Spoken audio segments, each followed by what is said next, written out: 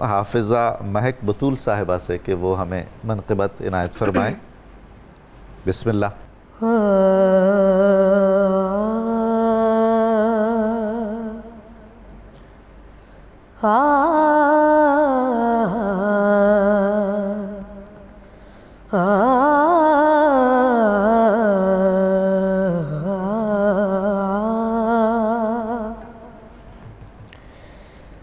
ہوا سارے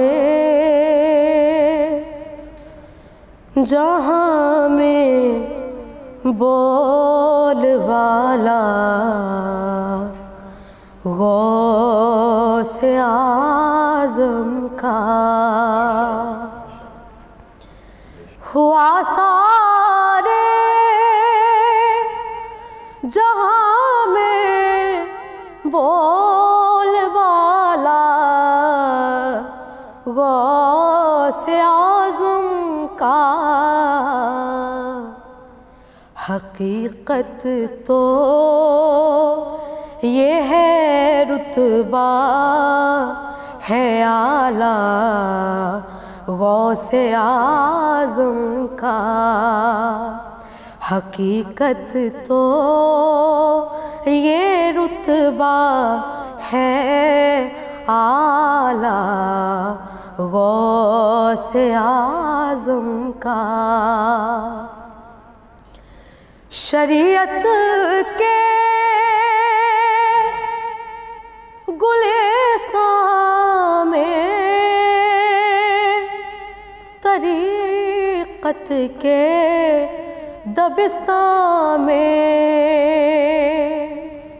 جدھر دیکھو اجالا ہی اجالا غوث اعظم کا، نبی کا نور فیض فاطمہ کا کیوں نہ ہو وارث، علی المرتضیٰ ہے جد اعلیٰ غوث اعظم کا، نصیر ایمان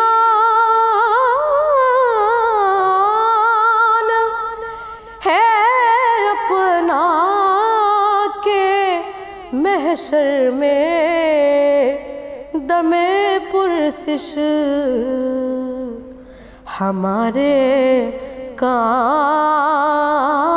آئے گا،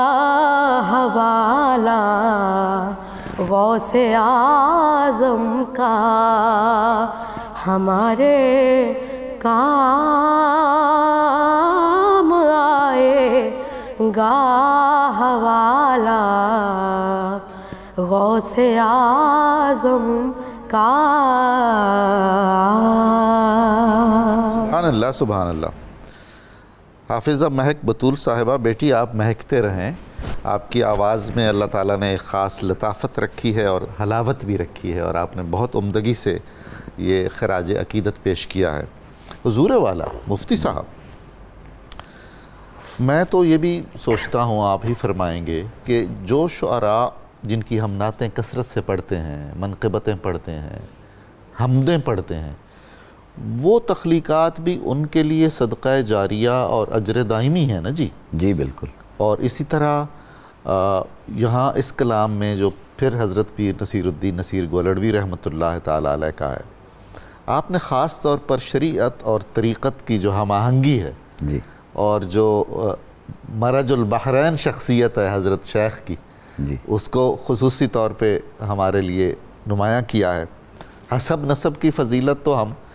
ماننے والے ہی نسبتوں کے ہیں، اور ہمارا تو سارا مدار ہی نسبتوں پر ہے۔ ارشاد فرمائیے۔ جہاں تک قبلہ ڈاکٹر صاحب آپ نے اشارہ کیا کہ چونکہ یہ کلام بار دیگر حضور نصیر ملت پیر نصیر الدین نصیر شاہ صاحب گولوی رحمۃ اللہ تعالیٰ علیہ کا ہے، اور آپ چونکہ خود شریعت اور طریقت کے جامع تھے، بے شک، تو آپ نے حضور شیخ عبد القادر جیلانی رضی اللہ تعالیٰ عنہ کی زندگی میں بھی اسی کی نشاندہی کی ہے یہ اور اسی کو اجاگر کیا ہے۔ تو یقیناً دیکھیے کہ شریعت اور طریقت کی جامعیت ہی سب کچھ ہے، بے شک کو شبہ، کیونکہ جو ظاہر ہے وہ باطن سے خالی نہیں ہوتا، اور جو باطن ہے وہ خالی ظاہر سے نہیں ہوتا۔ اور دیکھیے آج کے دور میں مثلاً کچھ لوگ اگر یہ کہتے ہیں بھی باطن ہی سب کچھ ہے، اور باطن کے ساتھ پھر ظاہر کی اہمیت کی نفی کرتے ہیں، تو قبلہ ڈاکٹر صاحب آپ اس لفظ کا ذوق یقیناً آپ محسوس کریں گے۔ جب ہم لفظ باطن کہتے ہیں،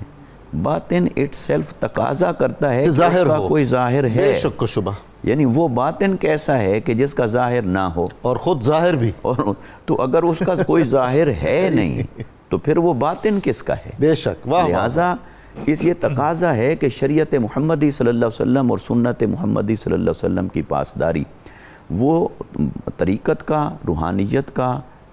اس کا اصل ہے۔ حضرت شیخ عبد القادر جیلانی رضی اللہ تعالیٰ عنہ کی ساری حیات طیبہ اور آپ کی ساری تصانیف یہی تو بتاتی ہیں۔ اور آپ دیکھیے یعنی آپ کی جو